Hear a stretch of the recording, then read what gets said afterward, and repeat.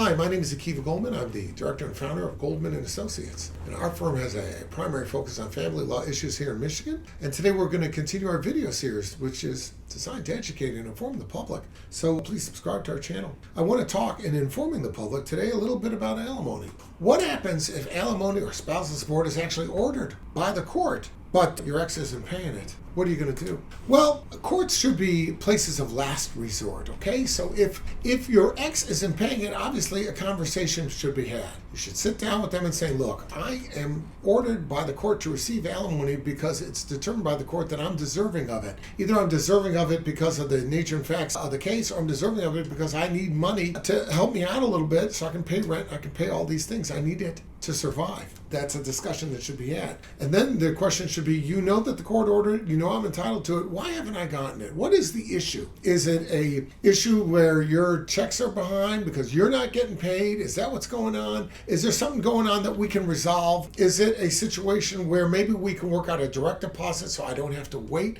Maybe that's something that can be worked out. Now, suppose you sit down and you have this discussion and you walk away from the table realizing you're not getting your alimony because your ex just doesn't want to pay it. He knows he owes it to you. She's aware that it's coming your way. Your ex knows that that money is supposed to be paid. There is an obligation, but they just don't want to pay it, as so many people do. They just feel that the system cheated them, or they just feel that at the end of the day, even though it was ordered, they don't want to pay it. It's out of spite, whatever. In that situation, you don't have a choice. You gotta contact your lawyer, tell him or her what's going on, and they're going to file a motion to have your ex held in contempt for violating the court order. And what court order am I talking about? I'm talking about the judgment that says that you're entitled to this money. I'm talking about the direction by the court that someone is supposed to pay somebody $1,000 a month and isn't doing it. That's the order I'm talking about. And you file that motion, and you ask that the court hold them in contempt for violating that order, and order that all the money that's owed be made up in a lump sum and be paid immediately or within a certain amount of time. And the court will do it. If the court finds that there's no compelling reason, that there's no misunderstanding, that it was just a violation of the court's order, a blatant violation of what the court said,